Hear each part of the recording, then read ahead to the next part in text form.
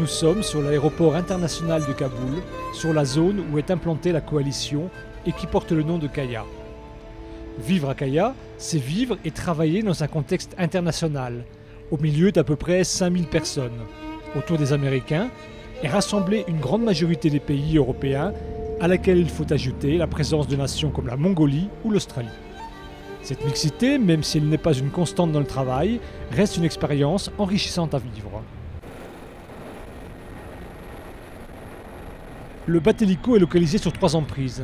En bordure du tarmac, le cœur de Kaya, est implanté le parking hélico. Sous 5 bashman, les mécaniciens venus d'horizons différents y travaillent au quotidien. Ils assurent la maintenance des appareils et permettent ainsi la disponibilité opérationnelle des machines. Au niveau effectif, nous avons plus de 90% des sous-officiers parce que ce sont des spécialistes, et quelques mécaniciens, des militaires du rang.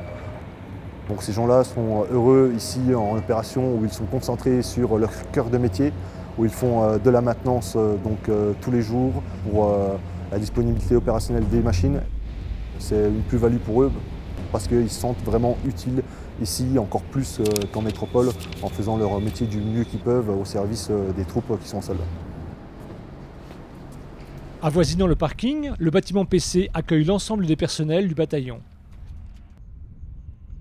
C'est là, dans un environnement de travail agréable et fonctionnel, que les missions sont conçues, que les permanences sont assurées et que les personnels se détendent.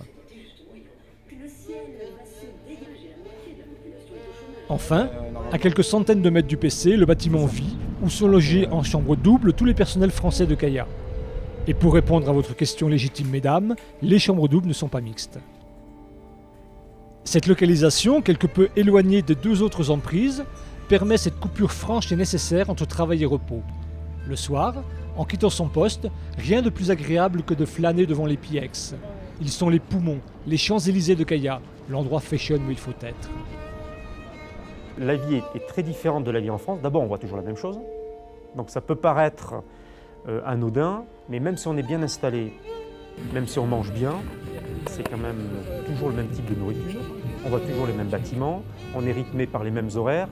Donc en fait, malgré le fait que nous sommes bien installés, on a quand même une certaine routine et on a surtout un cadre qui est toujours le même. Et on s'aperçoit que c'est un peu usant.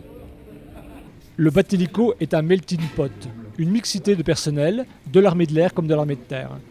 Un mélange de spécialistes de différents organismes et régiments qu'il faut fédérer autour des mêmes objectifs, les missions.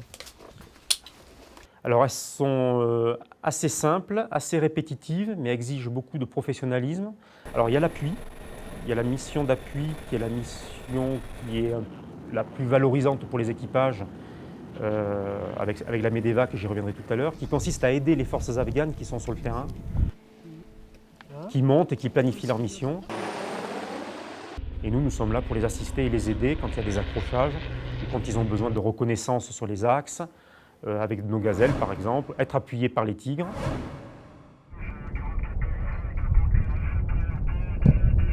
Ensuite, il y a la MEDEVAC, qui est aussi une mission très valorisante.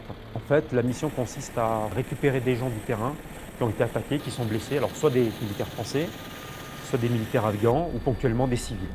Donc là, on a une équipe médicale, armée par un médecin et une infirmière, qui a en charge d'armer avec l'équipage un appareil qui tous les jours change, mais assure cette alerte. On récupère les gens sur le terrain, on les amène à l'hôpital qui se situe ici à Kaya, et on les donne en fait aux médecins français ou tchèques qui vont traiter les différents blessés. La nouvelle mission phare de ce détachement, c'est l'escorte des convois logistiques, puisqu'avec le désengagement annoncé par le président de la République, on a un régiment de logistique qui se trouve à Warehouse, qui est un camp qui est colocalisé à Kaboul, qui a pour mission de désengager toutes les FOB et les COP. Alors les FOB et les COP, ce sont des emprises militaires où il y a des Français. Et dans le cadre du désengagement, nos appareils font de la reconnaissance d'axe pour donner du renseignement, appuient si nécessaire et évacuent éventuellement des blessés. Pour le moment, on n'en a pas eu, donc tout se passe bien.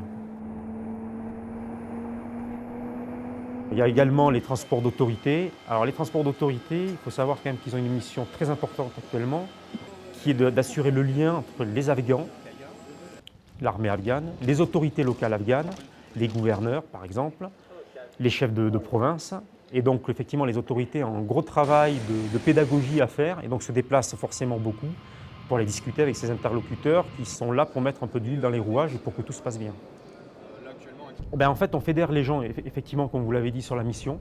C'est-à-dire, le but, c'est que les gens adhèrent vraiment à la mission, que les gens comprennent bien qu'on est ici pour une mission qui concerne tout le monde.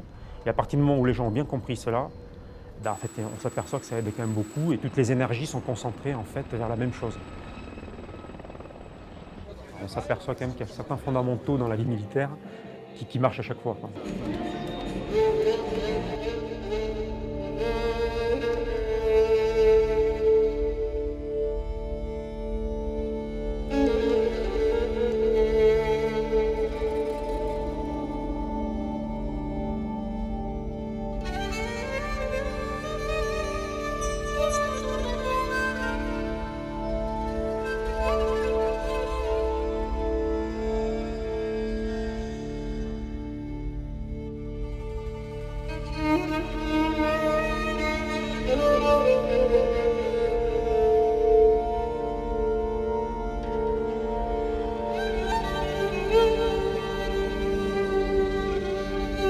L'Afghanistan, c'est pour nous militaires le théâtre où il faut être. Évident pour certains, difficile à comprendre pour d'autres, l'Afghanistan attire, et ce, malgré les risques encourus. Ce serait mentir de dire qu'il n'y a pas de risque, en Afghanistan.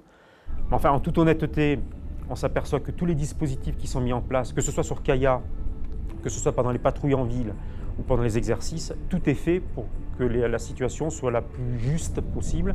Et bien sûr, la chaîne de commandement prend ses responsabilités pour prendre les mesures les plus adaptées.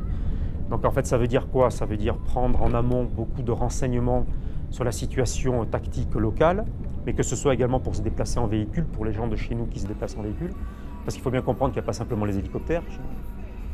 C'est ensuite travailler avec un grand professionnalisme et un grand souci du détail, et on s'aperçoit qu'en prenant toutes ces mesures, on s'aperçoit quand même qu'on limite sérieusement le risque, et d'ailleurs pour le moment on n'a déploré aucun incident et même aucune alerte. Ce qui montre que les gens font bien leur travail. Ça correspond exactement à ce qu'on pouvait attendre de la mission, c'est-à-dire une mission très exigeante déjà par le rythme. Parce qu'en fait c'est 7 jours sur 7, ça va être comme ça pendant 6 mois, où en fait on a tout le temps des gens en alerte, des gens qui décollent au coup de sifflet, des gens qui commencent tôt le matin, des gens qui terminent tard le soir. Et là, en fait, on s'aperçoit qu'effectivement, le point clé, ça va être de gérer la famille sur les 6 mois, enfin la fatigue, pardon. La famille aussi, d'ailleurs, en base arrière, le lapsus est révélateur, parce qu'il faut gérer la famille pendant 6 mois. Voilà, donc en fait, ça répond parfaitement aux attentes, mais le gros point de satisfaction pour le moment, on va faire en sorte que ça dure, enfin, parce que ça va être le point clé, c'est l'ambiance entre les gens, l'ambiance au niveau du bataillon, et donc le souci pour le commandement, c'est, malgré le rythme, qui est dense et qui peut pousser les gens à rester chacun dans leur coin pour récupérer. Malgré tous les moyens technologiques de communication, faire en sorte que les gens continuent à communiquer, à travailler ensemble, à vivre des moments de convivialité, pour que les gens continuent à aimer se lever le matin pour ne serait-ce que rencontrer les autres. Et je dirais que pour le moment, ça se fait de manière remarquable. Et je pense que les gens d'ailleurs peuvent le voir avec le blog du régiment. On voit quand même qu'il y a une bonne humeur et les gens font preuve d'humour quand même sur le site.